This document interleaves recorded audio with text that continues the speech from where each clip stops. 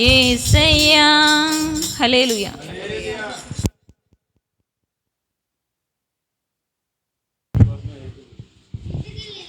పరిశుద్ధుడు మన రక్షకుడైన యేసుక్రీస్తు ప్రభు నామములో కూడి వచ్చిన మీ అందరికీ కూడా నా యొక్క ప్రేమ వందనాలు తెలియజేస్తున్నానండి. ఇదైనా మన ధ్యానం నిమిత్తము కీర్తన గ్రంథం 12వ అధ్యాయం 1వ వచనాన్ని చదువుకుందాం.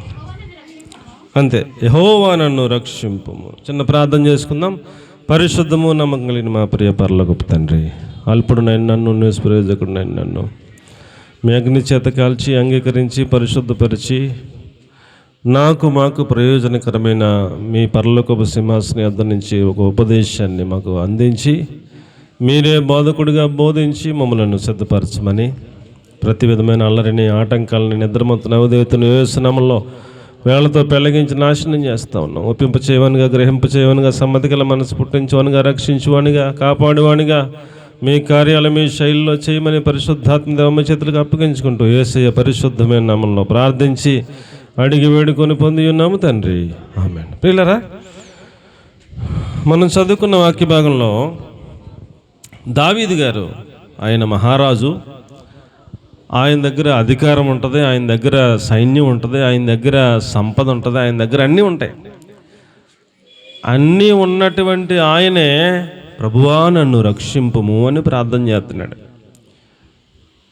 అలాంటి ఆయనకే రక్షించటానికి దేవుడు సహాయం కావాల్సి వస్తే, అవసరమైతే మరి మనకి ఇంకెక్కువ కావాలి కదా అండి. మనం రాజులం కాదు ఆయనలాగా, మన దగ్గర అంత అధికారం కూడా లేదు. ఆయన ఒక రాజ్యాన్ని పరిపాలించేటువంటి మహా సామ్రాజ్యాధిపతి. మన కుటుంబాన్ని పోషించుకోవడమే మనకు కష్టం. మరి మనం ఇంకెక్కువగా ప్రభువా మమ్మల్ని రక్షింపుము నాయన, మా కుటుంబాన్ని రక్షించు ప్రభువా అని ప్రార్థన చేసుకోవాలంటారా వద్దంటారా? ఏమండి, కొంతమంది అనుకుంటారు, వాళ్ళు అంటాము నేను విన్నాను. చాలా చోట్ల మీటింగ్లకి వెళ్తుంటాం కదండి, ఒక్కొక్కరు మాట్లాడుతూ అంటారు, మా కుటుంబానికి సంబంధించి ఏ సమస్య వచ్చినా నేను దాన్ని డీల్ చేసుకోగలను, ఆ తెలివితేటలు నాకు ఉన్నాయి అంటాడు ఆయన. అయ్య బాబోయ్, ఏ సమస్య అయినా ఆయనే డీల్ చేసుకోగలిగిన తెలివితేటలో, జ్ఞానం, కెపాసిటీ.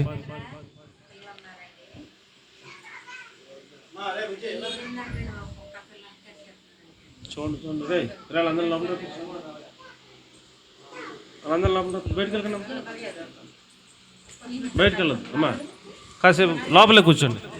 వాళ్ళకి ఏమన్నా బిస్కెట్లు ఏదో ఇక్కడైనా ఉన్నట్టున్నాయి,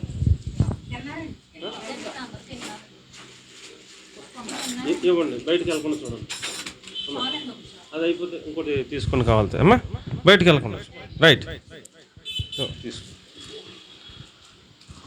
ఆయనకే అంతా ప్రభువా నన్ను రక్షించుము ప్రభువా అని ఆయనే ప్రార్థన చేసుకుంటే, మనం మరీ ఎక్కువగా ఏం చేసుకోవాలండి? నన్ను రక్షించుము ప్రభువా, నా కుటుంబాన్ని రక్షించు ప్రభువా, నా యొక్క పరిస్థితులకు మీ కాపుదల కావాలి ప్రభువా అని మనం మరీ ఎక్కువగా దేవుని సహాయాన్ని కోరుకోవాలని ప్రభు పేరట నేను మనవి చేస్తూ ఉన్నాను. ఏమండి, మన అంతటా మనమే మన పనులన్నీ చేసుకోలేము. ఒక ఆయన అంటాడు, నాకేంటి కోటేశ్వరుని బలంత ఆదాయం బలంత ఆస్తుంది, నాకేంటి నేను ఏదైనా కొండ మీద కోతి దిగొస్తుంది నేను అనుకుంటే అంటే అన్నట్టుగా మాట్లాడతారు.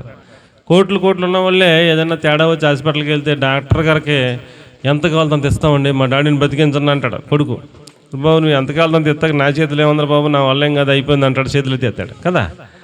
కొన్ని మన డబ్బు ద్వారా కావో, కొన్ని మన తెలివితేటల ద్వారా కావో, కొన్ని మన సామర్థ్యం ద్వారా అవ్వదు. మనకున్న బలమైనా, మనకున్న ధనమైనా, మనకున్న జ్ఞానమైనా, మనకున్నది ఏదైనా అది పరిమితం, అపరిమితం ఏమీ కాదు. దానికి ఒక లిమిట్ ఉంటుంది.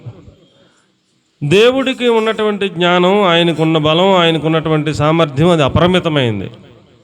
ఆయన అంటాడు, దేవుడు నాకు అసాధ్యమైంది ఏమైనా ఉన్నదా అంటాడంటే ఆయనకు అసాధ్యమైంది ఏమీ లేదన్నట్టు. ఆయన అపరిమితమైన వాడు.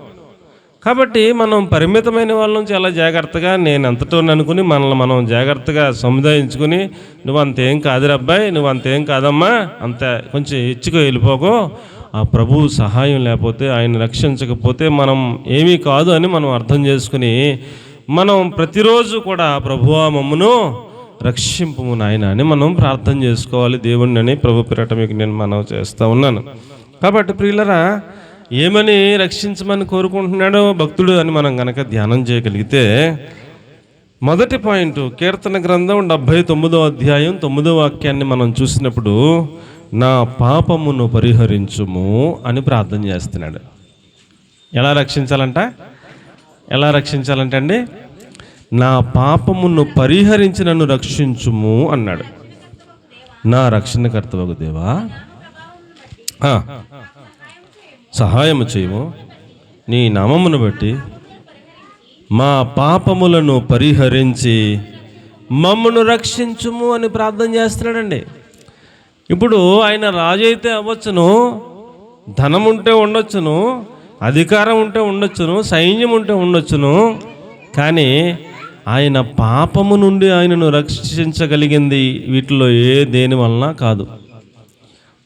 హెబ్రీ పత్రికలో గ్రంథకర్త చెబుతాడు, రక్తము చిందించకుండా పాప క్షమాపణ కలుగునేరదని సామాన్యముగా చెప్పవచ్చును అంటాడు.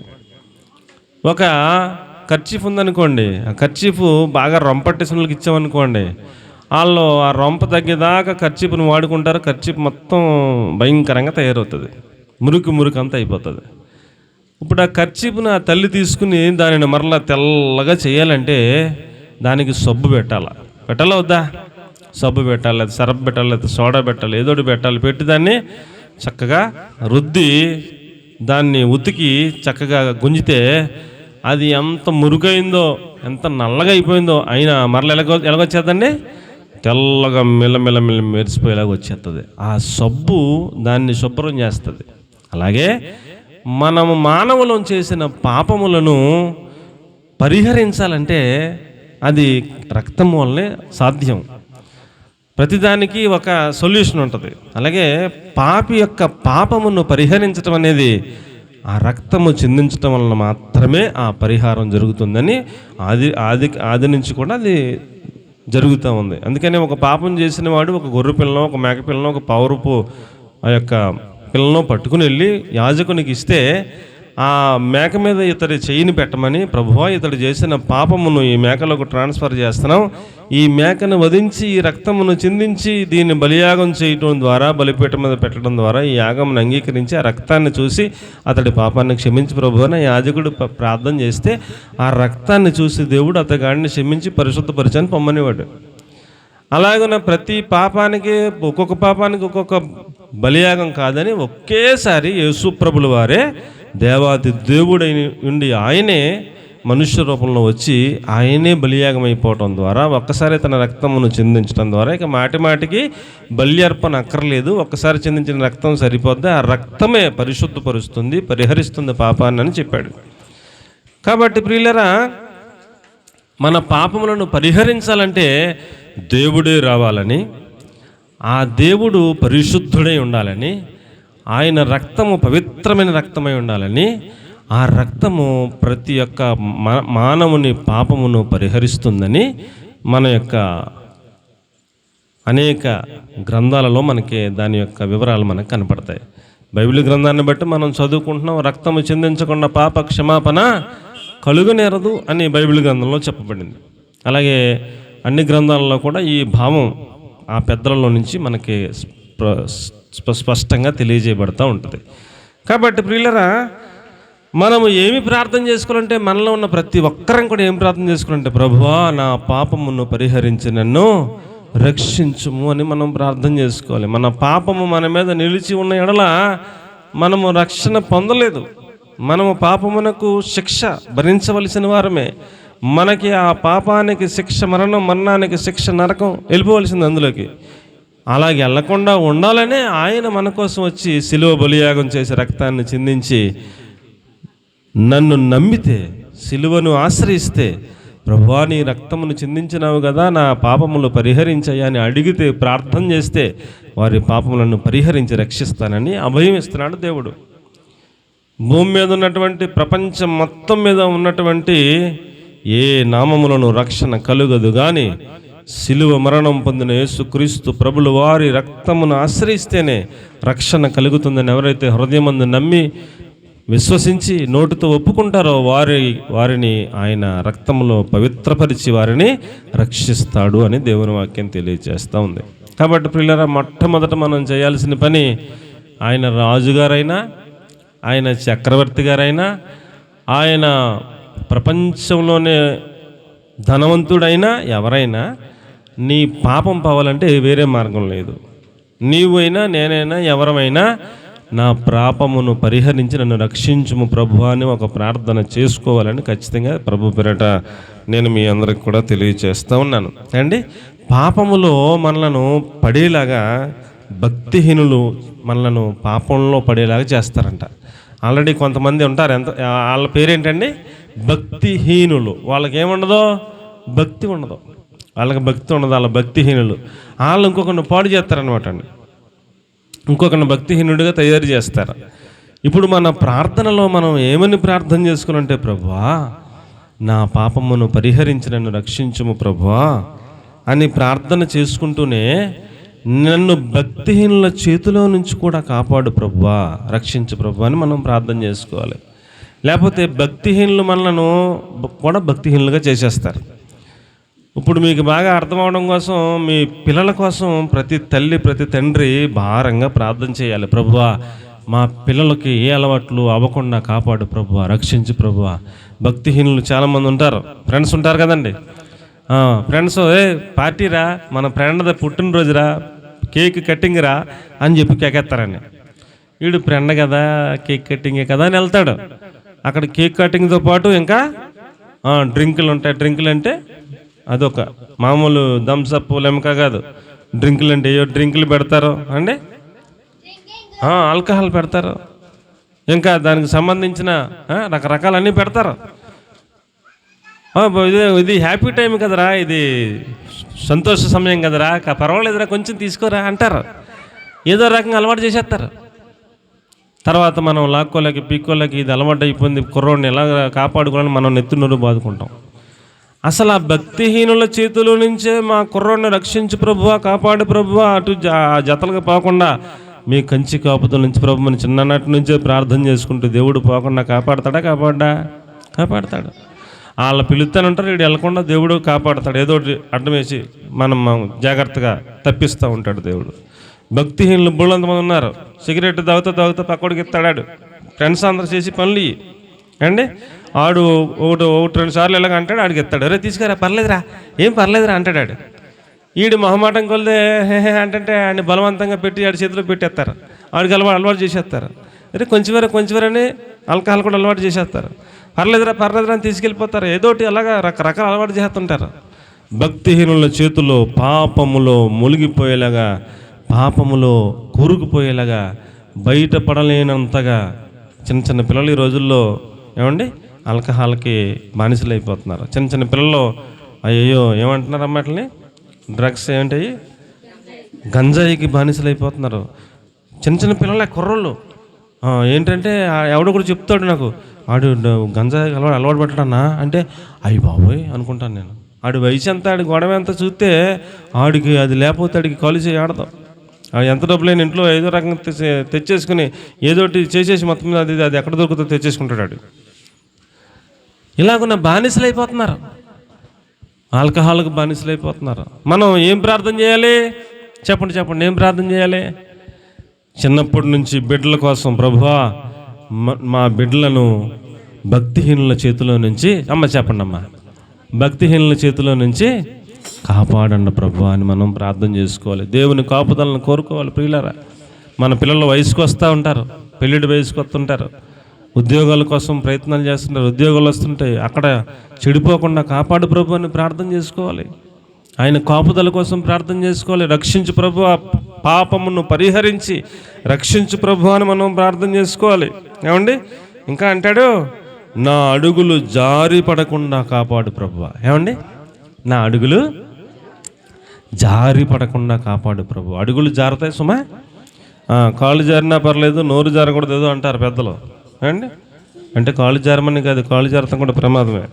కాళ్ళు కూడా జారకూడదు, నోరు జారకూడదు ఏదో అంటారు అలాగా. కాళ్ళు జారకూడదు, కాళ్ళు జారినా ప్రమాదమే, చాలా డేంజరు. ఏదో అంటారు, నాకు సరిగ్గా తెలవలేదు అండి. అది జరగకూడదు, ఇది జరగకూడదు. భక్తుడు అంటాడు, నా కాళ్ళు జారినని నేను అనుకునగా నా ప్రభు నన్ను ఆదుకున్నాడు అంటాడు. మనం ప్రార్థన చేసుకోవాలి, ఇవన్నీ కూడాను చేసుకోవాలంటారా వద్దా?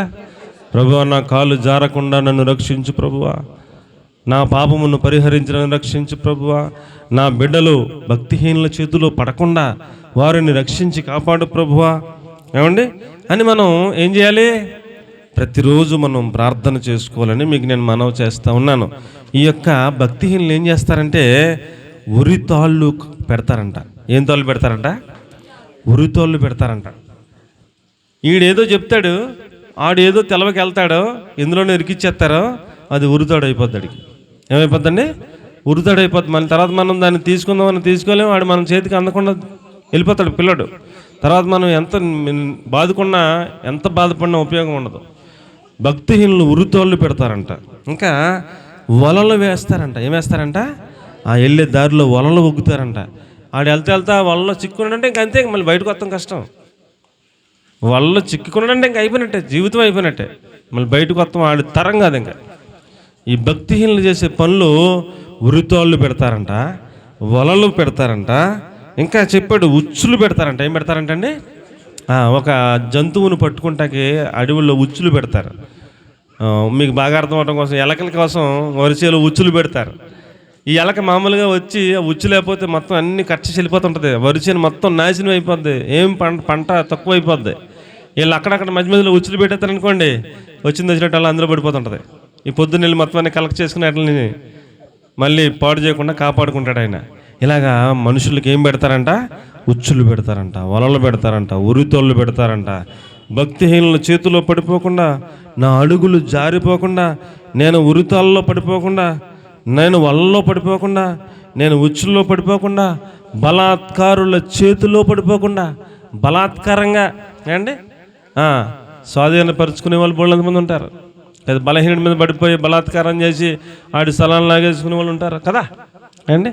ఆడి దగ్గర ఉన్నది ఏదో లాగేసుకునే వాళ్ళు ఉంటారు కదండి. వాళ్ళ చేతిలో పడకుండా, బలాత్కారుల చేతిలో పడకుండా రక్షించు ప్రభువా అని కూడా మనం ప్రార్థన చేసుకోవాలి. ఏమండి, ఆ యొక్క అహాబు అనే రాజు ఉంటాడు. అతగాడికి అతడి పొలం పక్కనే ఏమండి నాబోతు అనే ఒక ఆయన పొలం కూడా ఉందంట, ఏదో ఒక ఎకరం ఉంటూ. ఇప్పుడు ఆయన కన్ను ఇతని మీద పడిద్ది, ఈ ఎకరం కూడా నాకు కలిసిపోతే చాలా బాగుంటుంది, ఆయన రాజుగారు ఆయనకి బోలంత ఉంది, ఈ పక్కనే ఏదో అతనికి ఏదో ఒక ఎకరం ఉంటే దాని మీద కన్ను పడాల్సిన పని ఉందంటారా అసలు? ఏండి, ఇది కూడా నాది అయిపోతే బాగుంటుందని వెళ్ళి అడిగాడు అతన్ని. నవ్వుతూ నీ పొలం నాకు ఇచ్చే, నా పొలంలో కలిపేసుకుంటాను, నీకు కావాలితే ఎక్కడో దిగిన ఎత్తాలే ఊరి చివరా అక్కడ తీసుకో అని ఏదో ప్రతిపాదన పెట్టాడు. ఆయన అన్నాడు, మా తండ్రి గారి దగ్గర నుంచి వస్తున్న ఆస్తండి, నేను దాన్ని ఇవ్వలేను సార్ ఏమనుకోకుండా చెప్పాడు ఆయన. ఆయనకి ఇష్టం లేనప్పుడు నీకు మరి ఏమంత భావ్యం?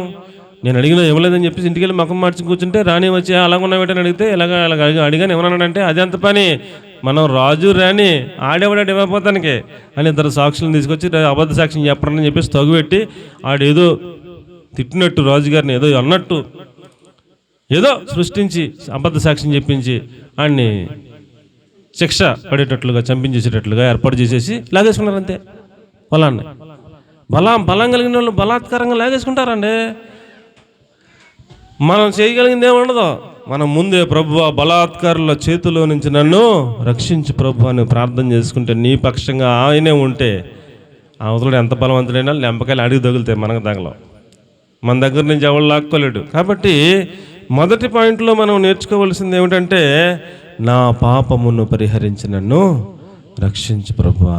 ఈ పాపములో బలాత్కారులు ఉన్నారు, ఈ పాపంలో భక్తిహీనుల చేతిలో పడకుండా, ఈ పాపములో నా అడుగులు జారిపోకుండా, ఈ పాపములో ఉరితాళంలో పడిపోకుండా, వలల్లో చిక్కుకోకుండా, ఉచ్చుల్లో పడిపోకుండా, బలాత్కారుల చేతుల్లోకి చిక్కుపడిపోకుండా నన్ను రక్షించు ప్రభువా, కాపాడు ప్రభువా అని ప్రతి దినం మనం ప్రార్థన చేసుకొని ఈ రక్షణను పొందుకోవాలని మీకు నేను మనవి చేస్తూ ఉన్నాను.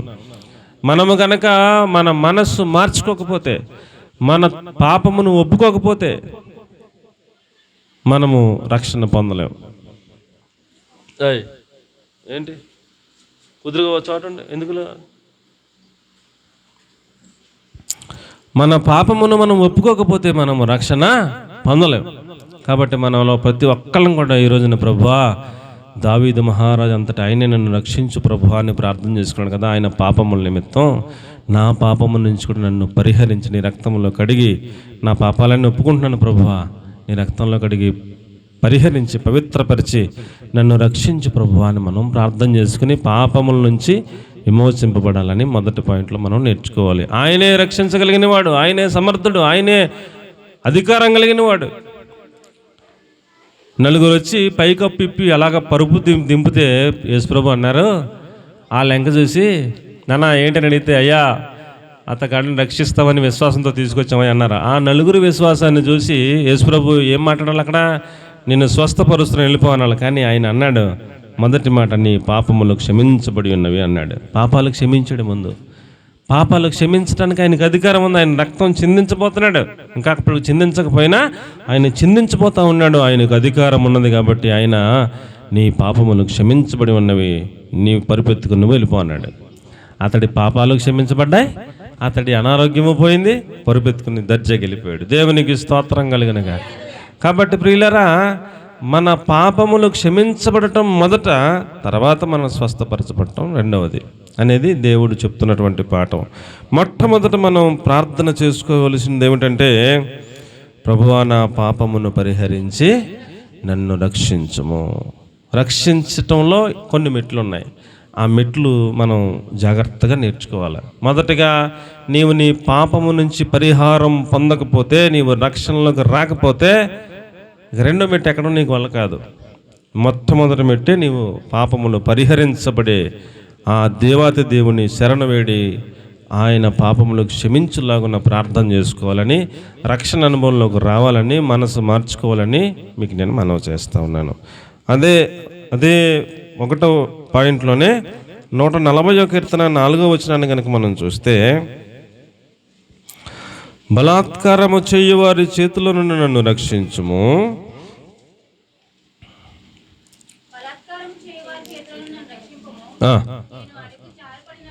చాలు, అడుగులు జారి పడతా ఉంటాయి, బలాత్కారము చేసేవారి చేతుల్లో ఉంటాయి. వీటన్నిటి నుంచి పాపమును పరిహరించి నన్ను రక్షించు ప్రభువా అని మనం ప్రార్థన చేసుకోవాల్సిన అవసరం ఉందని ఈ యొక్క పాయింట్ మీద మనం ప్రార్థన చేసుకుని ఈరోజు మనం మన ఇంటికి వెళ్ళాలని మీ అందరికి నేను మనవి చేస్తూ ఉన్నాను. రెండవ పాయింట్ ఏమిటనగా ప్రియులారా, కీర్తన గ్రంథం 31వ అధ్యాయం 15వ వచనం. నీవు కనుక రక్షణ పొందిన అనుభవంలోకి వచ్చేస్తే, నీ పాపములో పరిహరించబడితే, దేవుని సన్నిధిలో నువ్వు రక్షణ పొందిన అనుభవంలోకి వస్తే, అప్పుడు నువ్వు అడగాల్సింది, రెండో మెట్టు ఎక్కాల్సింది ఏమిటంటే, నా శత్రువుల చేతుల నుంచి నన్ను రక్షించు ప్రభువా అని ప్రార్థన చేసుకోవాలి. 31:15 నా శత్రువుల చేతిలో నుండి నన్ను రక్షించుము, నన్ను తరుము వారి నుండి నన్ను రక్షించుము. ఏమండి, ఎలాగంట? నా శత్రువుల చేతిలో నుండి నన్ను రక్షించుము, నన్ను తరుము వారి నుండి నన్ను రక్షించుము. పాపము చేయువారు కొంతమంది ఉన్నారో వాళ్ళ చేతుల్లో నుంచి కూడా నన్ను రక్షించుము, రక్తాపరాధుల చేతుల్లో నుంచి కూడా నన్ను రక్షించుము అంటూ ప్రార్థన చేస్తున్నాడు. కాబట్టి ప్రియులరా, మొట్టమొదట నా పాపం కోసం, నా పాపమును పరిహరించి నన్ను రక్షించు ప్రభువా అని మనం ప్రార్థన చేసుకోవాలి ఖచ్చితంగా. రెండవది, నా శత్రువుల చేతుల నుంచి నన్ను రక్షించు ప్రభువా అని మనం ప్రార్థన చేసుకోవాలి. ఏమండి, మనకి అందరికీ శత్రువులు ఉంటారా ఉండరా? దావీదు రాజుగారు అయినప్పటికీ ఆయనకు కూడా ఎవరున్నారండి? ఆయనకు కూడా, ఆయన రాజుగా ఉన్న అడుగడుగున ఆయనకు శత్రువులు ఉన్నారు. ఆయన రాజు, ఆయన దగ్గర అధికారం ఉంది, సైన్యం ఉంది, శత్రువులందరినీ సంహరించగలిగిన కెపాసిటీ ఉంది. కానీ ఆయన తన బలం మీద ఆధారపడకుండా, ప్రభువా నా శత్రువుల చేతిలో నుంచి నన్ను నీవే రక్షించువాడవని దేవునికి అప్పచెప్పుకుంటున్నాడు. మనకి కూడా సామర్థ్యం ఉండొచ్చు, మనకి కూడా బలం ఉండొచ్చు, డబ్బులు ఉండొచ్చు, మనకు కూడా తెలివితేటలు ఉండొచ్చు. కానీ మన తెలివితేటలు పరిమితమని అర్థం చేసుకోవాలి, మన బలం పరిమితమని అర్థం చేసుకోవాలి. శత్రువులు ఒకవేళ ఎక్కువైపోయినా, అడుగడుగునా శత్రువులు ఉన్నా, నీ పక్షంగా నా పక్షంగా మన ప్రభువే ఉంటే మన శత్రువులు మనల్ని ఏమీ చేయలేరు. దేవునికి స్తోత్రం కలిగిన గారు. దావీదు గారికి అడుగడుగున శత్రువులు అయినా ఎవడో 40 సంవత్సరాల్లో ఏమీ చేయలేకపోయారు. ఏమీ చేయలేకపోయారు దావీదుని. ఎందుకనండి? దేవుడి చేతిలో ఉన్నాడు. ఎప్పటికప్పుడే ప్రభువా నన్ను నా శత్రువుల చేతిలో నుంచి రక్షించుము ప్రభువా అని ప్రార్థన చేసుకునే అలవాటు ఆయనకు ఉంది. అందుకని ఆయన దేవుని కాపుదలలో ఉన్నాడు, దేవుని రక్షణలో ఉన్నాడు. అతడిని టచ్ చేయడం ఎవడి వల్ల కాలేదు. సింహం వల్ల అవ్వలేదు, ఎలుగుబంటి వల్ల అవ్వలేదు, గొల్లియాతు వల్ల అవ్వలేదు. ఫిలిస్తీన్ల మీద ఎన్నోసార్లు యుద్ధానికి వెళ్ళాడు. ఇక అలా చెప్పుకుంటూ వెళ్తే బోల్డ్ అనే యుద్ధాలు, 40 సంవత్సరాల యుద్ధాలు. ఎవరి మీదకి యుద్ధానికి వెళ్ళినా వాళ్ళే ముందు యుద్ధానికి వచ్చిన విజయం మాత్రం దావీదుదే. ఒక్కసారి కూడా ఓడిపోయిన చరిత్ర లేదు దావీదుకి. ఏమిట్రా ఎంత రికార్డ్ ఏమిటంటే, శత్రువుల చేతిలో నుంచి రక్షించే దేవుడు ఆయనకున్నాడని ఆయనకు తెలుసు. ఆయన ప్రభువా నన్ను నా శత్రువుల చేతిలో నుంచి రక్షించుము నాయన అని ప్రార్థన చేసుకునే అలవాటును కలిగి ఉన్నాడు. కాబట్టి ప్రియులారా, మనలో ప్రతి ఒక్కొక్కరికి శత్రువులు ఎవరో మీకు తెలుసు, దేవునికి తెలుసు, నాకు తెలవకపోవచ్చు. మీ శత్రువులు ఎవరో ప్రతి ఒక్కరికి శత్రువులు ఉంటారు. మనం ఎవరి జోలికి వెళ్ళకపోయినా, ఎవరి దగ్గర ఇలాగ ఆశించకపోయినా, మన కష్టార్జితం మనమే తిన్నా ఏమండి, కొంచెం తెల్ల బట్టలు వేసుకుంటే చూసి ఈడు మంచి తెల్ల బట్టలు వేసుకుంటున్నాడు రా అని ఏదోటి మనల్ని ఈయన ఎలా పాడు చేయాలని వాళ్ళు కూడా ఉంటారు. మనం ఎవరిని మనపోయినా సరే శత్రువులు ఉత్తినే పుట్టుకొచ్చేస్తారు, గాలికి పుట్టుకొచ్చినట్టు ఉత్తిని. కాబట్టి శత్రువులు ఎవరెవరున్నా, ఏ మార్గంలో ఉన్నా, ఎంతమంది ఉన్నా మనకు అనవసరం. కానీ ప్రభువా నా శత్రువుల చేతిలో నుంచి నన్ను రక్షించు ప్రభువా, నన్ను తరిమేవారు కూడా ఉన్నారు, నన్ను తరుము వారి చేతిలో నుంచి నన్ను రక్షించు ప్రభువా అని మనం ప్రార్థన చేసుకోవాలి ఖచ్చితంగా. దావీదు సౌలుని ఏం చేయలా, సౌలుని ఏమనలా. గొల్లియాతుని చంపేసి వచ్చినప్పుడు ప్రజలు, స్త్రీలు అండి పొగిడారండి. ఆ ఒక్క పాయింట్. అందులో దావీదు తప్పేముంది చెప్పండి? సౌలేమో రాజు అయ్యుండి ఇంట్లో కూర్చున్నాడు, దావీదు పిల్లగాడు వెళ్ళి ఎక్లసిన దావీదుని చంపించాడని స్త్రీలందరూ కూడా ఉండబట్టలేక దావీదు 10,000 కొలది, సౌలు 1000 కొలది అయితే దావీదు 10,000 కొలది హతము చేశానని సౌలునేమో డౌన్ చేసి దావీదునేమో పైకెట్టి పాటలు పడారంట స్త్రీలు. ఈ స్త్రీలు కూడా చేసిన పనులు కొన్ని ఇలాగే ఉంటాయి. ఆ మాట సౌలుకి వినపడిందంట. నాకేమో 1000, దావీదుకేమో 10,000. ఓహో, ఏమై మొత్తం ఒకటేవా లైన్ ఎట్టేటి?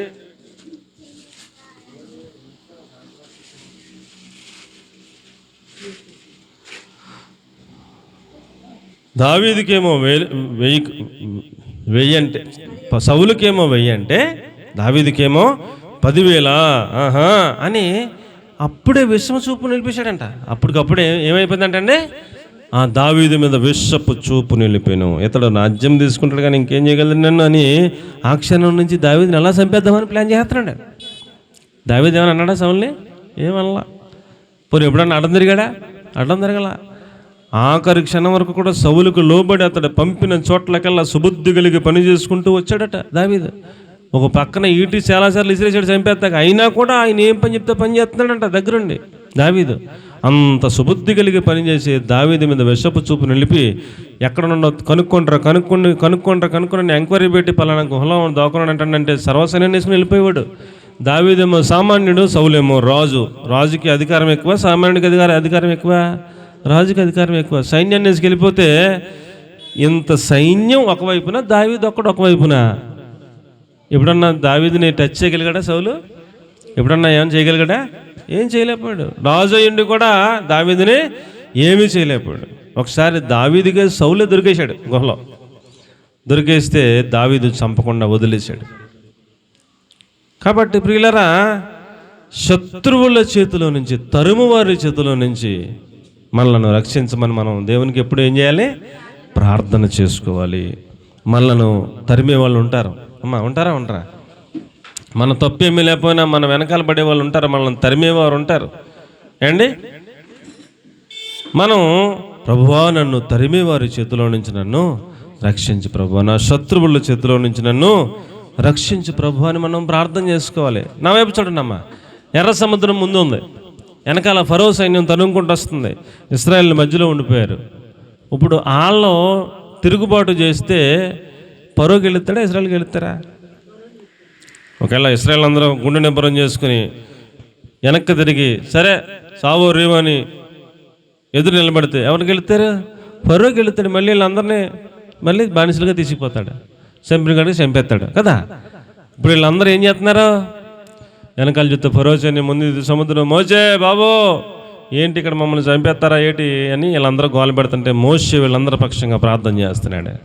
దేవుని సహాయం కోరుకున్నారు. ప్రభువా రక్షించేవాడవు నీవే, ఏదోటి చేయి ప్రభువా అని ప్రార్థన చేస్తే దేవుడు అన్నాడు, నాన్న ప్రార్థన చేస్తావేటి, ముందుకు సాగిపోమని చెప్పు, నేను చేసి పని నేను చేస్తాను అన్నాడు. దేవుడు సాగిపోమన్నాడు, అబ్బాయి స్టార్ట్ చేయండి అన్నాడు మోసే. ఆయన ప్రార్థన ఆయన చేస్తూ ఉన్నాడు. -40 డిగ్రీల సెంటిగ్రేడ్ కనుక ఉంటే గడ్డగట్టేస్తాంట నీళ్ళు గడ్డగట్టేస్తాయంటండి. మరి -40 పెట్టారో లేకపోతే -80 పెట్టాడో దేవుడు, మొత్తం సముద్రం అయిపోయిందంట. వాళ్ళు ఎదురుగుండా గడ్డగట్టేసిందంటండి, మొత్తం గడ్డగట్టేసి రోడ్లోకి అయిపోయిందంట. అయిపోతే వెళ్ళిపోమని చెప్పానంట దేవుడు. వెళ్ళిపోమన్నాడు దేవుడు. నడిచేంటంటే వీళ్ళు అడుగేసి చూశారు, రాయిలాగా ఉంది, అమ్మో సముద్రం ఎట్లాగా అయిపోయింది చెప్పి స్టార్ట్ చేశారు నడుస్తాం. వెళ్ళిపోతున్నారు అంతే. ఈ పక్కన సముద్రం, ఆ పక్కన సముద్రం, వీళ్ళు వెళ్ళినంత లెక్క రోడ్లాగా ఉంది. అద్భుతంగా ఉందని జాయిగా వెళ్ళిపోతున్నారు. వీళ్ళు సగం లెక్క వెళ్ళిపోయి ఫరో కూడా వాళ్ళు వెళ్ళిపోతే మనం వెళ్ళిపోలేము, అతను కూడా సైన్యంతో అతను సగం లెక్క వెళ్ళిపోయాడు. వెళ్ళిపోయాక దేవుడు అద్భుతంగా మధ్యలోకి వచ్చి అండి వీళ్ళని కడుక్కు కూడా ముందుకి వేయకుండా ఆపి వాళ్ళని అవతలకు పంపేసి మోసతో చెప్పాడు, నీ చెయ్యి మళ్ళీ ఇలాగ ఎత్తంటే ఎత్తే మొత్తం కలిసిపోయింది. మొత్తం సర్వ సైన్యం, ఫరో సైన్యం అంతా ఏమైపోయారు? సముద్రంలో మునిగిపోయి చచ్చిపోయారు. దేవునికి స్తోత్రం కలిగిన కానీ. శత్రువు చాలా బలమైనడు, రథాలు వేసుకుని వస్తున్నాడు, ఆయుధాలు వేసుకుని వస్తున్నాడు, కత్తులు వేసుకుని వస్తున్నాడు, ఈట్లు వేసుకుని వస్తున్నాడు. యువతల ఇశ్రాయేల్ దగ్గర ఏమీ లేవు, కత్తులు ఉన్నాయి కానీ అతని దగ్గర ఉన్నంత అడ్వాన్స్ ఆయుధాలు అయితే మాత్రం లేవు. కత్తులు ప్రతి వాళ్ళ దగ్గర కత్తులు ఉన్నాయి, ఇశ్రాయేల్ దగ్గర కూడా. ఆయుధదారులై వాళ్ళు బయలుదేరారు ఐగుప్తులు అని చెప్పి రాయబడి ఉంది. ఆయుధదారులే కానీ వాళ్ళ బలం ముందు వీళ్ళ బలం ఏమీ లేదు. 430 సంవత్సరాలు బానిసత్వం చేసి ఒంట్లో ఉన్న శక్తి అంతా పోయి బలహీనలు అయిపోయి అండి ఓపిక లేకుండా నడుతుమే కష్టంలాగా నడుతున్నారు. వాళ్ళు అవతలోడేమో కణులు తిరిగి వాళ్ళు వస్తున్నారు. వాళ్ళ మీదకి వీళ్ళ కత్తి తీసినా ఏం చేయలేరు, వాళ్ళే గెలుస్తారు రూల్ ప్రకారం. కానీ అసలు కత్తి తీయక్కర లేకుండా ప్రభువా శత్రువుల చేతుల్లోంచి రక్షించు ప్రభువా అంటే అసలు శత్రువునే లేకుండా చేసి పెట్టాడు. దేవునికి స్తోత్రం చెప్పండి గట్టిగా, హల్లెలూయా. కాబట్టి ప్రియులారా, మన శత్రువులు చాలా బలవంతులు అవ్వచ్చు, డబ్బులున్న వాళ్ళు అవ్వచ్చు, మనమేం పేదవాళ్ళం అవ్వచ్చు, వాళ్ళు చాలా తెలివైన వాళ్ళు అవ్వచ్చు, వాళ్ళకి అన్ని రూల్స్ తెలిసి ఉండొచ్చు, ఎలా ఇరికిస్తాలో తెలిసి ఉండొచ్చు, వాళ్ళ చూస్తే మనకు భయం చేస్తూ ఉండొచ్చు, అమ్మ ఇప్పుడు ఏం చేస్తారేంటో అంత భయపడిపోయే పరిస్థితులు ఉండొచ్చు. కానీ నీవు గనక దేవునికి ప్రభువా నా శత్రువుల చేతుల నుంచి రక్షించువాడు నీవే నాయనా అని ఆయనకు ప్రార్థన చేసుకోగలిగితే అద్భుతమైన సహాయం నీకు వస్తుంది. నీకు ఆయన రక్షణగా ఉంటాడు, నీ శత్రువుని మట్టి కరిపిస్తాడని మాత్రం నేను చెప్పగలను. దేవునికి స్తోత్రం కలిగిన గాక. ఎన్నో చూస్తూ ఉంటాం ఇలాగా సేవా జీవితంలో. అవతల వాళ్ళు చాలా గట్టి వాళ్ళు, పర్వతాలు లాంటి వాళ్ళు, బలమైన వాళ్ళు, డబ్బులు ఉన్న వాళ్ళు, జ్ఞానం కలిగిన వాళ్ళు ఉంటారు. యువతలోడు అమాయకుడు ఉంటాడు, కానీ ఏం చేయలేకపోతారు, ఏం చేయలేరు. ఎందుకంటే వీళ్ళ పక్షంగా ఎవరుంటారో? దేవుడు ఉంటాడు. వీళ్ళ పక్షంగా దైవ సేవకులు, ప్రార్థనలు ఉంటాయి. వాళ్ళను దేవుడు రక్షణలో దాచిపెడతాడు. కాబట్టి వాళ్ళు ఎంత బలవంతులైనా ఏమీ చేయలేకపోతూ ఉంటారు వాళ్ళు. కాబట్టి ప్రియులారా, మనము ఖచ్చితంగా ప్రార్థన చేసుకోవలసిన అంశం, ప్రభువా నన్ను నా పాపములను పరిహరించి నన్ను రక్షించుము నాయన అని మొదటి పాయింట్. రెండవ పాయింట్లో నా శత్రువుల చేతిలో నుంచి నన్ను రక్షించుము ప్రభువా అని మనం ఖచ్చితంగా ప్రార్థన చేసుకోవాలి. నన్ను తరుము వారి చేతిలో నుంచి నన్ను రక్షించు ప్రభువా. ఒక్కో ఇంట్లో ఒక్కొక్క స్టోరీ ఉంటుంది. ఎవరినైనా కదిపితే చెప్తారు బోళ్ళంత స్టోరీ. ఆవిడికి ఎంతమంది శత్రువులు ఉన్నారో, వాళ్ళని ఎలాగెలా తరుముతున్నారో, ఎన్ని ఇబ్బందులు పెడుతున్నారో, ఎన్ని సమస్యలు ఉన్నాయో, ఎలాగ టార్చర్ పెడుతున్నారో ఇవన్నీ కదిపితే, ఒక్కొక్కరు కదిపితే ఇంత చెప్తారు. మనకే వదిలేయమ్మా అన్న వదలరు. ఇంకా మనం అడిగాక అరగంట అయిపోద్ది, గంట అయిపోద్ది, అనవసరంగా అడిగాను అనుకుంటాడు యువతలోడు. అలాగే చెప్పేస్తుంటారు. వాళ్ళ బాధ అంత ఉంటుంది కడుపులో, చాలా బాధ ఉంటుంది.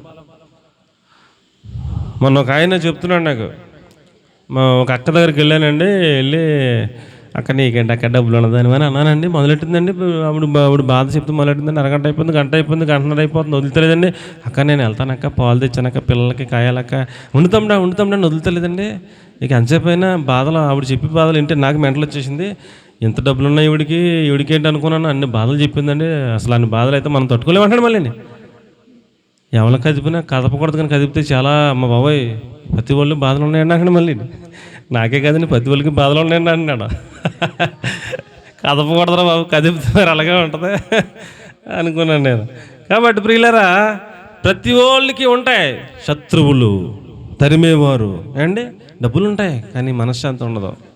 తమ్ముళ్ళు ఉంటారు, ఎవడో చూడడం.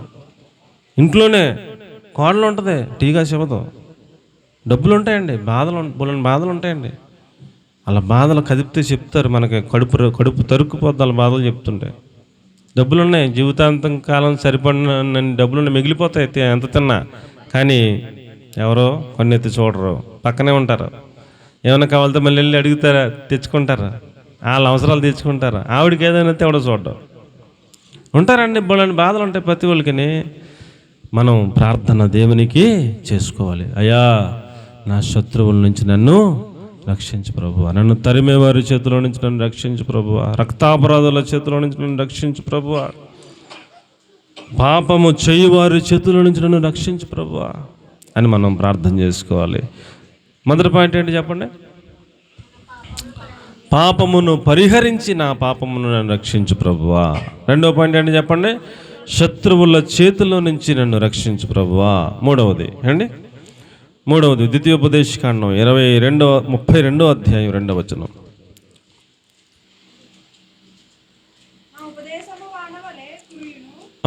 దానికంటే ఒక నిమిషం యాకోబు పత్రిక 1వ అధ్యాయం 21వ వాక్యం.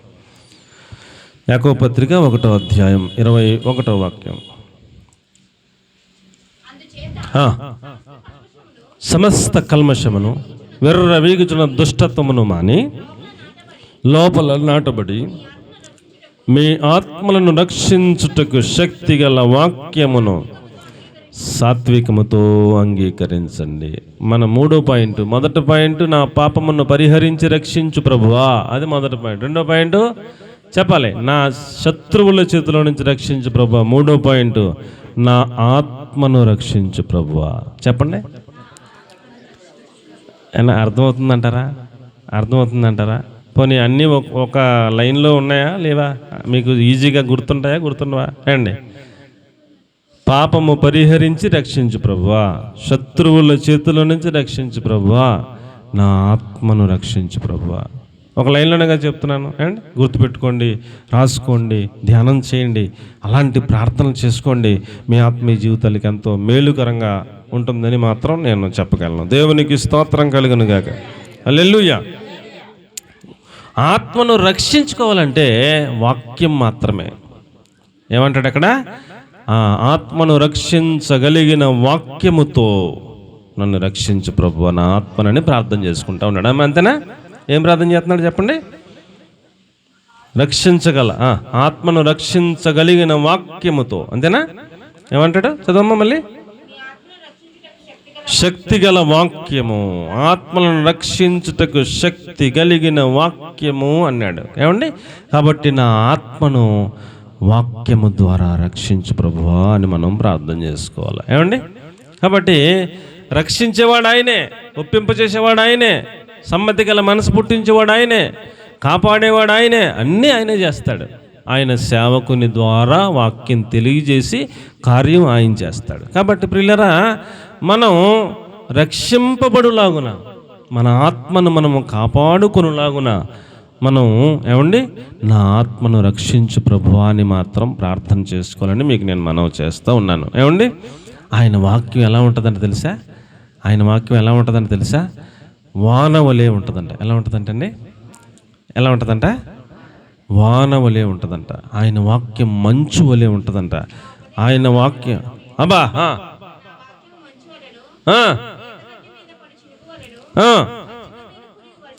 పచ్చిక మీద కురియు వర్షము వలె ఆయన వాక్యం ఉంటుంది అన్నాడు. పచ్చిక మీద వర్షం పడితే ఎలా ఉంటుందండి? పచ్చిక ఇంకా బలమైనట్టుగా ఎదిగిపోతూ ఉంటుంది. మంచు పడతా ఉంటే ఎలా ఉంటుందండి? భూమి చక్కగా తడి నాంతా ఉంటుంది. అలాగే వాన కురిసినట్లుగా ఆయన వాక్యం అలా ఉంటుందటండి.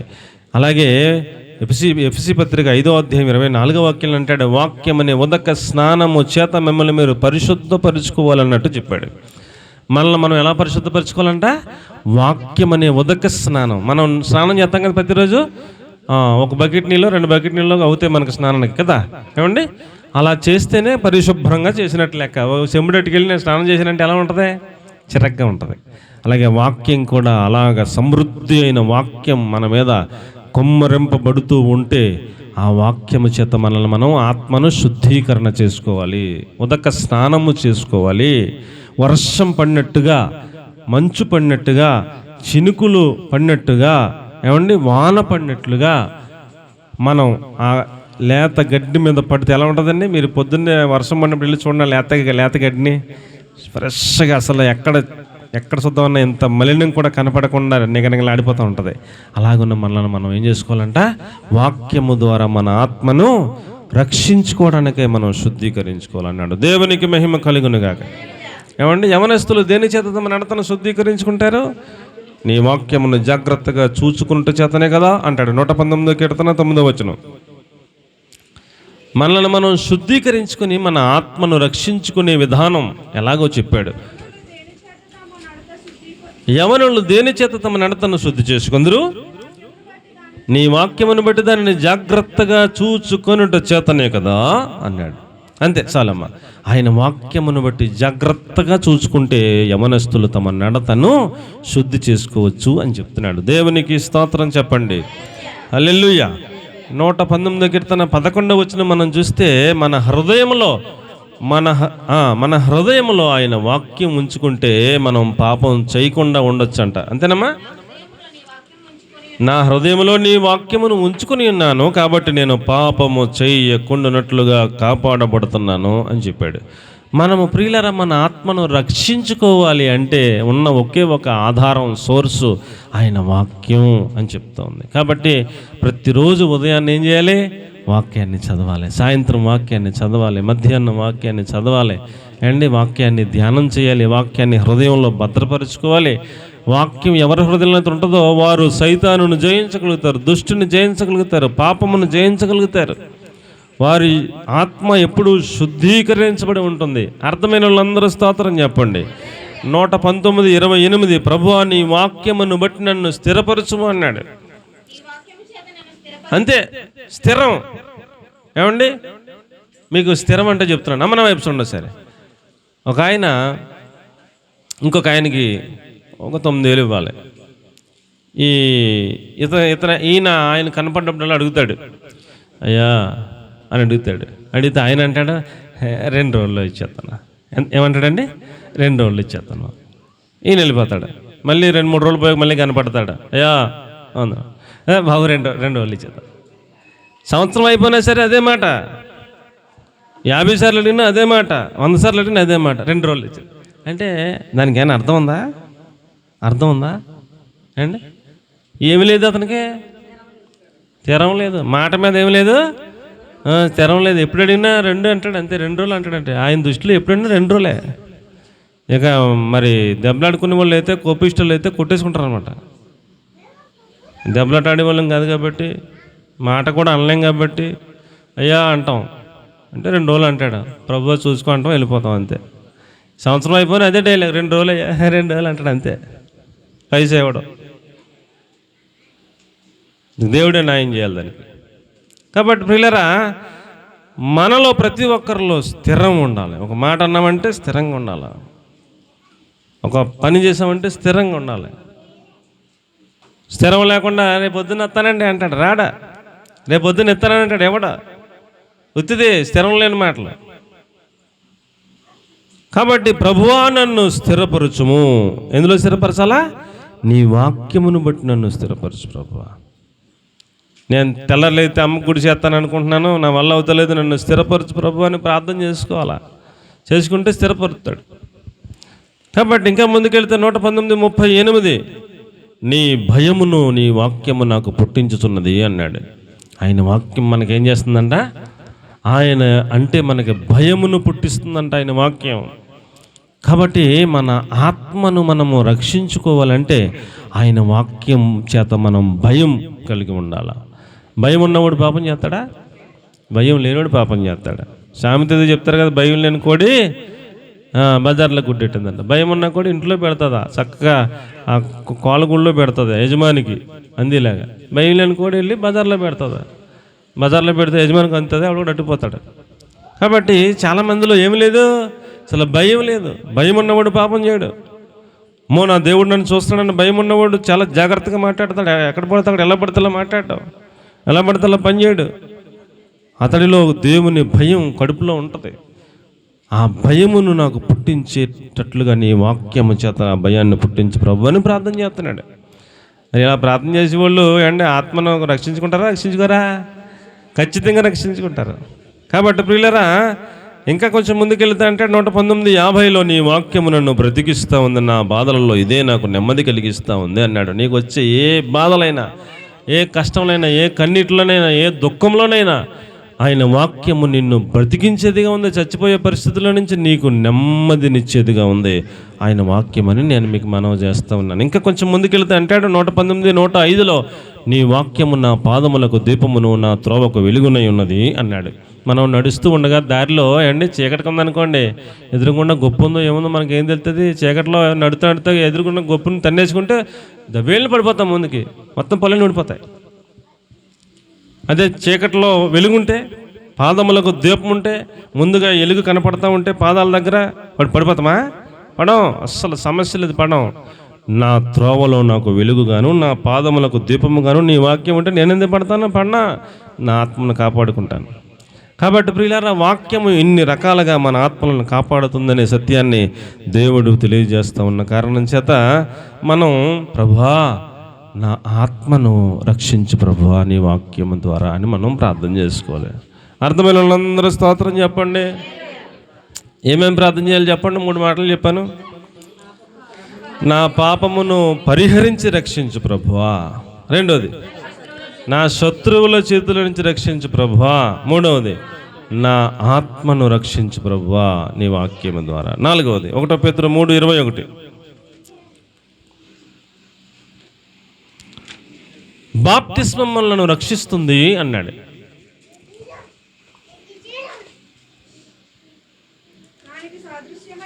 దానికి సాదృశ్యమైన బాప్తిస్మం ఇప్పుడు మిమ్మల్ని రక్షించుచున్నది. అదేదనగా శరీర మాలిన్యం తీసివేయటం కాదు, కానీ యేసుక్రీస్తు పునరుద్ధానమందు దేవుని విషయం నిర్మలమైన మనస్సాక్షినిచ్చు ప్రత్యుత్తరమే అన్నాడు. ఏమండి? బాప్తిస్మం తీసుకోవడం ద్వారా రక్షించబడాలని చెప్పాడు. ఏమండి? ఆ బాప్తిస్మం అంటే అర్థం చెప్పాడు.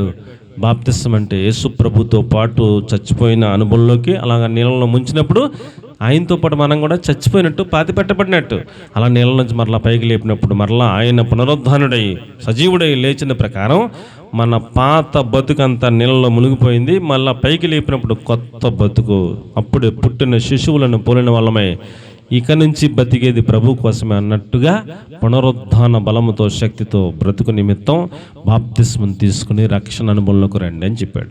అంటే రక్షింపబడటం అంటే అందులో ఒక మెట్టు బాప్తిస్మం తీసుకోవడం. అండి, చాలా కాలం నుంచి ప్రార్థనకు వస్తున్నారు, మంచిది. వాక్యాలు శ్రద్ధగా వింటున్నారు, మంచిది. బాప్తిస్మం కూడా తీసుకోవాలి. బాప్తిస్మం తీసుకోకపోతే రక్షణలో అది ఒక మెట్టు. ఆ బాప్తిస్మం తీసుకోకపోతే మరి సిలువ మీద దొంగ బాప్తిజం తీసుకోలేదు కదండి అంటారు. మళ్ళీ తీసుకోలేదు, మళ్ళీ అదొక పాయింట్ మనకు చూపిస్తారు. అందుకనే సాక్షాత్తు దేవుని కుమారుడై ఉండి యేసుప్రభుల వారే బాప్తిస్మం తీసుకున్నారు. ఎందుకంటే నేను దేవుని కుమారుణ్ణయుండి దేవాతి దేవుణ్ణయుండి నేనే బాప్తిస్మం తీసుకుంటున్నాను, మీకు మాదిరి ఉంచడం కోసం బాప్తిస్మం తీసుకోవాలి ప్రతి వాళ్ళు అని చెప్పడానికే. దొంగకు టైం లేదు, సిలువలు అప్పటికే కట్టేశారు అతన్ని. కాసేపటి కూసేపటికి చచ్చిపోతాడు. ఇంకెప్పుడు సిలువ మీద దింపుతారు, ఎప్పుడు బాప్తిస్మం ఎవరెత్తారు, ఎప్పుడు తీసుకుంటాడు అతను? సిలువ మీద ఉండగా అతడు తన తప్పును తెలుసుకున్నాడు, ప్రభువును ప్రాధేయపడ్డాడు. అయ్యా నీ రాజ్యంతో వచ్చినప్పుడు నన్ను జ్ఞాపకం చేసుకో ప్రభు అని ప్రాధేయపడ్డాడు. అవకాశం లేదు కాబట్టి దేవుడు క్షమించి నేడే నీవు నాతో కూడా పరదేశంలో ఉంటావని చెప్పాడు, తీసుకెళ్ళిపోయాడు పరదేశకి. కాబట్టి ప్రియులరా, మనకి అలాంటి అంత ముగింపు దాకా మనకు లేదు, ముందే తెలిసింది కాబట్టి మనకి దేవుని గురించి మనం బాప్తిస్మం పొందాలి. ఏం పొందాలి? బాప్తిస్మం పొందాలి. ఈ లోకంలో బతికితే 50-60 బతుకుతాం. మరి బాప్తిస్మం తీసుకుంటే మరి మా బంధువులందరూ ఏమంటారో, మరి మాకు పిల్లనిస్తారు ఎవరో, ఇవన్నీ అనవసరమైన భయాలు. సర్వశక్తి కలిగిన దేవుని యందు విశ్వాసం ఉంచి నువ్వు బాప్తిస్మం తీసుకో, రక్షించబడు. నీకు మార్గం ఎలా తెరవాలో, ఎక్కడ తెరవాలో, ఎలా చేయాలో అన్నీ ఆయన చూసుకుంటాడు. ఏం భయం పడాల్సిన పని ఏం లేదు, ఏం భయం పడాల్సిన పని లేదు.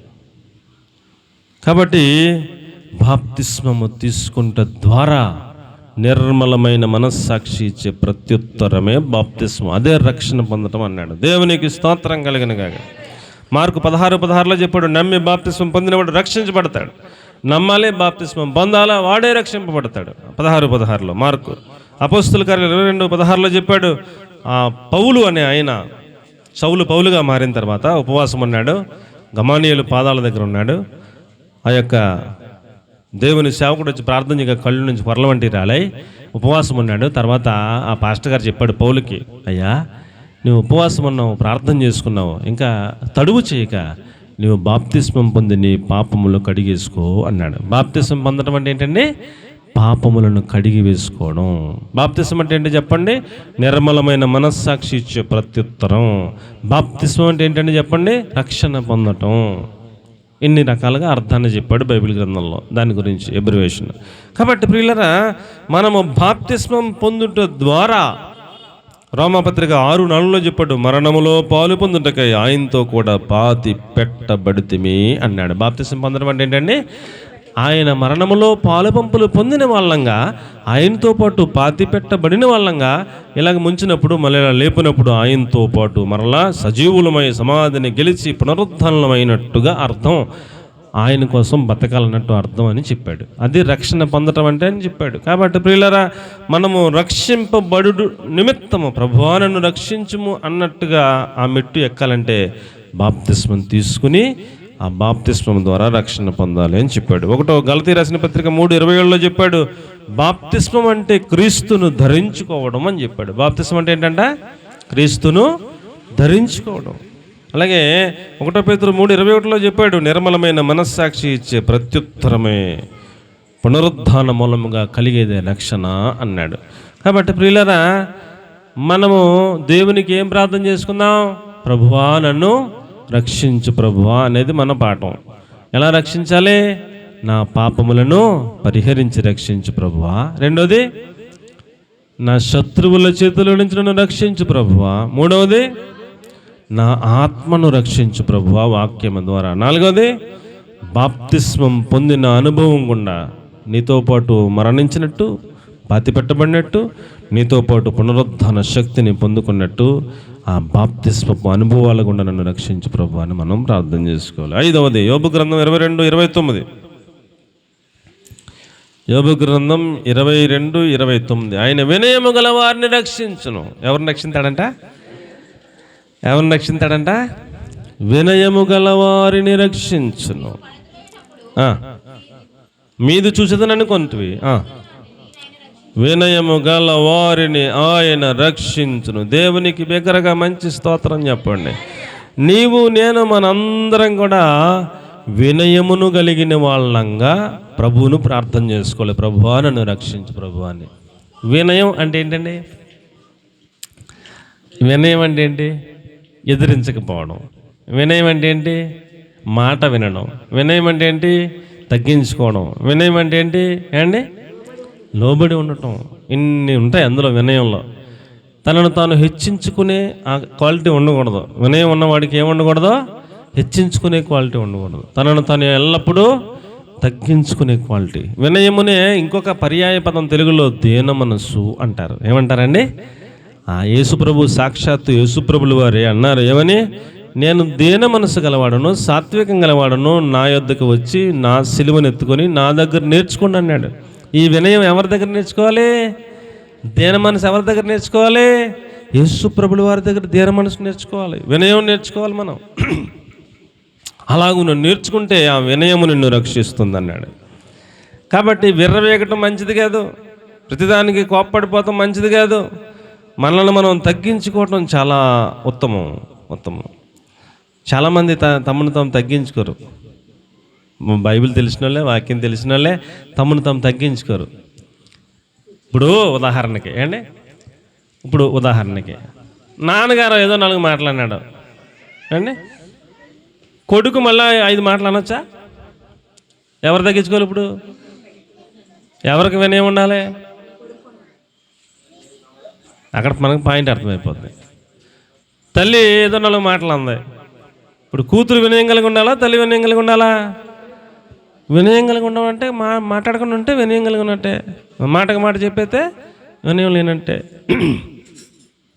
కాబట్టి వినయము తను తాను తగ్గించుకుని వినయ మనస్కుడై వినయం కలిగిన వారి యొద్ద ఆయన నివాసం ఉండకు వచ్చేస్తాడంట.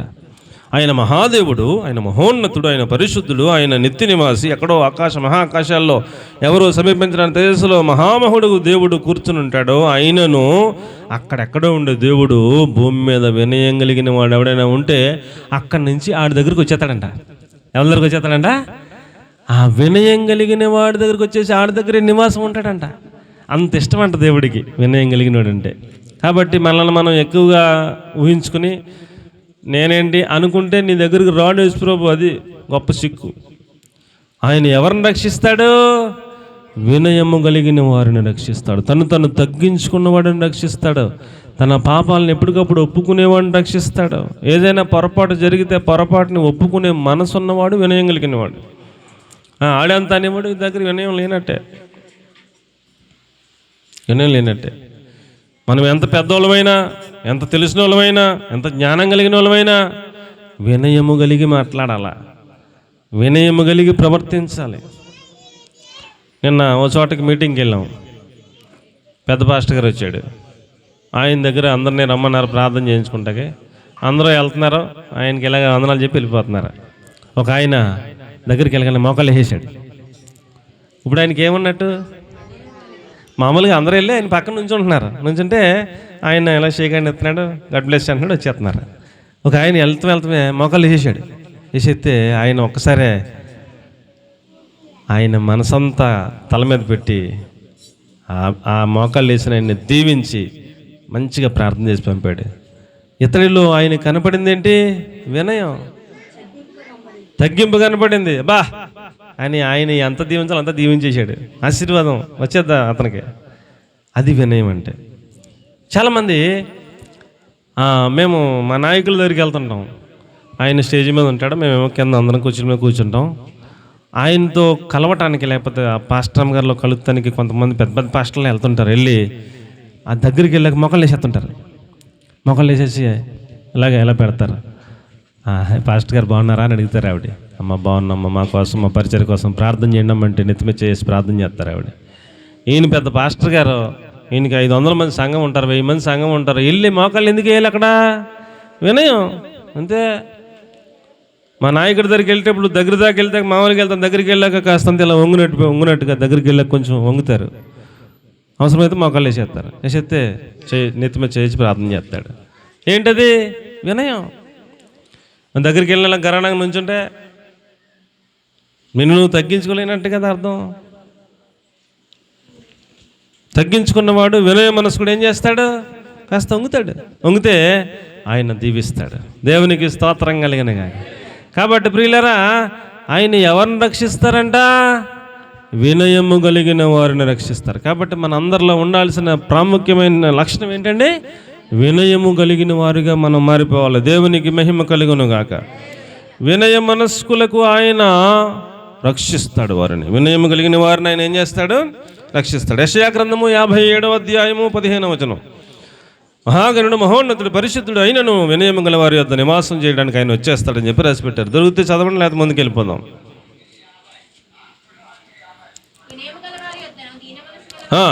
ఆయన అంతే నివసించుచున్నాను అన్నాడు. దేవాతి దేవుడు అయినప్పటికీ వినయం కలిగిన వారి యొద్దకు వచ్చేసి వారి యొద్ద నివాసం ఉంటాడట దేవుడు. కాబట్టి ఆయన ఎవరిని రక్షిస్తాడు? వినయము కలిగిన వారిని రక్షిస్తాడు. ఏమంటే 6వ మాట సామెతలు కీర్తన 34:7. ఆయన భయభక్తులు గల వారిని రక్షిస్తాడంట. ఎవరిని రక్షిస్తాడంట? ఎవరిని రక్షిస్తాడంట చెప్పండి? యెహోవా యందు భయభక్తులు గల వారందరినీ వారిని రక్షించును. అంతేనమ్మా? అంతే.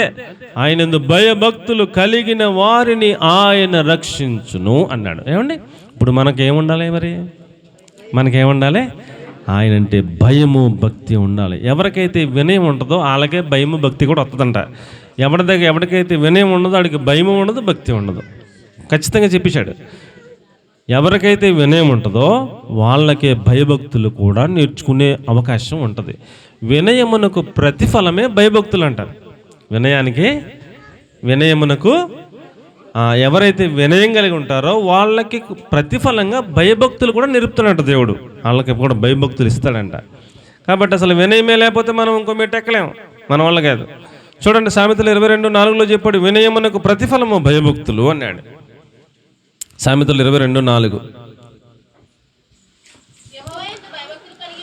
యెహోవా యందు భయభక్తులు కలిగి ఉండుట వినయమునకు ప్రతిఫలము అన్నాడు. అంతే. ఇంకా తర్వాత ఐశ్వర్యం అన్నీ వస్తాయి, మామూలే. వినయమునకు ప్రతిఫలమే భయభక్తులు అన్నాడు. ఏమండి, ద్వితీయోపదేశకాండం 5:20, అది 4:21 చూడమ్మా. ఆయన ఆజ్ఞలు అనుసరించుటకు భయభక్తులు ఉండాలంట. భయభక్తులు ఎందుకు? ఆయన ఆజ్ఞలంటే భయం, భక్తి. ఆ ఆజ్ఞలు నెరవేర్చడానికి భయభక్తులు ఉండాలట. దొరికిందమ్మా? 5:29, 24 అది చూడండి. ద్వితీయోపదేశకాండం 5.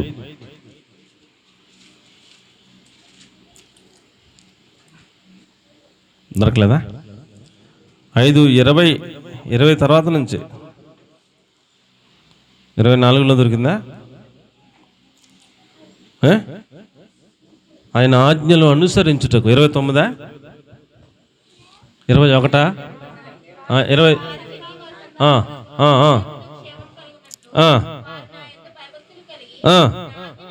అంతే. భయభక్తులు కలిగి ఉండటం అంటే ఆయన ఆజ్ఞలను అనుసరించటానికి భయభక్తులు ఉండాలంటాడు. యోబు గ్రంథం 1:8 చెప్తాడు, భయభక్తులు అంటే చెడుతనాన్ని విసర్జించడం అంటాడు. భయభక్తులు అంటే ఏంటంటే దేవుడు అంటే భయము భక్తి ఉన్నవాడు చెడుతనాన్ని ఎప్పటికప్పుడు విసర్జిస్తూ ఉంటాడు. దేవుడంటే భయము భక్తి ఉన్నవాడు ఆజ్ఞలు అనుసరిస్తూ ఉంటాడు. దేవుడంటే భయభక్తులు ఉన్నవాడికి ముందే వినయం ఉంటేనే ఈ భయభక్తులు వస్తాయి అంటాడు. కీర్తన 22:23 దేవుని యందు భయభక్తులు కలిగిన వాడు ఎల్లప్పుడూ దేవుని స్తుతిస్తూ ఉంటాడట. ఏమంటే 115:13 దేవుని యందు భయభక్తులు గలవారిని ఆయన ఆశీర్వదిస్తాడు అన్నాడు. సామెతలు 14:27 దేవుని యందు భయభక్తులు కలిగి ఉండుట జీవపు ఓట, మరణ పాశముల నుంచి అది విడిపిస్తుంది అంటాడు. భయభక్తులు కలిగి ఉండుట వలన అది జీవపు ఓటగాను, మరణ పాశముల నుంచి విడిపించేది గాను, రక్షించేది గాను ఆ భయభక్తులు వారికి అంత ప్రయోజనకరంగా ఉంటాయని దేవుని వాక్యం తెలియజేస్తూ ఉంది. కాబట్టి ప్రియులరా, మనం ఏమని ప్రార్థన చేసుకోవాలి? ప్రభువా, నీ యందు భయభక్తులు నేను కలిగి ఉన్నట్లుగా నన్ను రక్షించుము అని ప్రార్థన చేసుకోవాలి. అండి, మనము రక్షింపబడినట్లుగా మనకేముండాలి? భయభక్తులు నాకు నేర్పించు ప్రభువా అని మనం ప్రార్థన చేసుకోవాలి. ఆఖరి మాట చెప్పేసి నేను ముగించేస్తాను. 2 తిమోతి 4:18 పరలోక రాజ్యము చేరునట్లుగా మనల్ని రక్షిస్తాడంట. ఇన్ని మెట్లు ఎక్కితే ఫైనల్ మెట్టు ఏంటంటే నిన్ను పరలోక రాజ్యము చేరినట్లుగా రక్షిస్తాడు అని చెప్పాడు. ప్రభు ప్రతి దుష్కార్యము నుంచి నన్ను తప్పించి తన పరలోక రాజ్యము చేరునట్లు నన్ను రక్షించును. యుగ యుగములు ఆయనతో పాటు ఉంటాం, ఆయనకు మహిమ కలుగును గాక అన్నట్టు. కాబట్టి ప్రియులరా, మనం ఈ భూమి మీద ఉండగా ఆయన రక్షించమని ప్రార్థన చేసుకుంటూ ఈ మెట్లన్నీ కూడా ఎక్కే ఆ అనుభవాలు కూడా మనం నడిపించబడితే మనలను పరలోక రాజ్యము చేరునట్లుగా రక్షిస్తానన్నాడు. మనం చచ్చిపోయాక ఎన్ని ఉంటాయి? ఏమండి, మనం చచ్చిపోయాక సమాధి ఉంటుంది ఫస్ట్. ఆ చచ్చిపోయాక సమాధి తర్వాత పాతాళం. ఏమండి, మనకు ఫస్ట్ మరణం తర్వాత సమాధి తర్వాత పాతాళం తర్వాత తీర్పు తర్వాత నరకం. ఇన్ని ఉన్నాయి మనకి చచ్చిపోయాక. ఎన్ని ఉన్నాయండి? ఫస్ట్ ఏంటి? మరణం, తర్వాత సమాధి, తర్వాత పాతాళం, తర్వాత నరకం, తర్వాత తీర్పు, తర్వాత నరకం. మనము గనక ఆయనను రక్షించిన బిడ్డలమైతే ఆ రక్షణ ఎక్కడ దాకా కొనసాగుతుందంట? ఈ మరణము నుంచి తప్పిస్తాడు రక్షించబడిన వాడిని, సమాధిలో నుంచి తప్పిస్తాడు. చెప్పండి. పాతాళములో నుంచి తప్పిస్తాడు. చెప్పండి.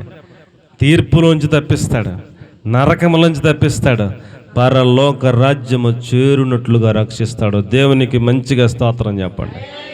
పరలోకము చేరునట్లుగా రక్షించడం అంటే మధ్యలో ఇన్ని ఉన్నాయండి. చచ్చిపోయిన ప్రతి ఓడు ఏమండి ఫస్ట్ మరణం చేతిలోకి వెళ్తాడు. మరణం చేతిలోకి వెళ్ళక మరణం అంటది, నా చేతిలో పడ్డావు, నేను నడిపించేవాడు ఎవడు లేడంటది మరణం. తర్వాత సమాధిలోకి వెళ్తాడు. సమాధి అంటది, నా దగ్గర నుంచి ఎక్కడికి వెళ్తామంటది. పాతాళం అంటది, నా దగ్గర నుంచి నేను ఎవడో విడిపించలేనంటది. తర్వాత తీర్పులో దొరికిపోయావు అని తీర్పు. ఇంకా నరకం, నోరు తెరుచుకుని అలాగే వస్తూ ఉంటుంది మింగేద్దామని. పాతాళం, నరకం కూడా. ఇన్ని ఆటల్లో నుంచి మనలను రక్షిస్తూ రక్షిస్తూ రక్షిస్తూ రక్షిస్తూ రక్షిస్తూ పరలోక రాజ్యము చేరునట్లుగా రక్షించును.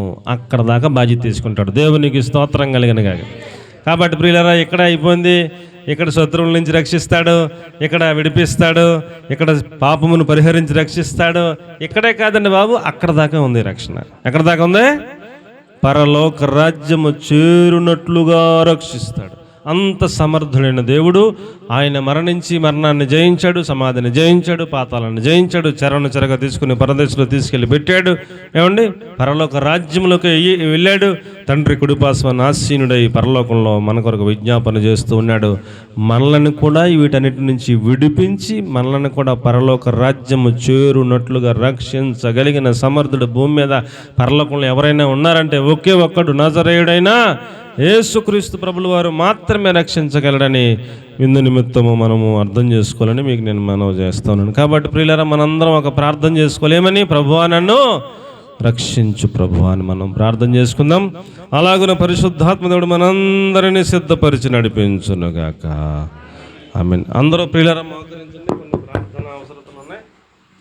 ఎవరన్నా చిన్నగా ప్రార్థన చేస్తే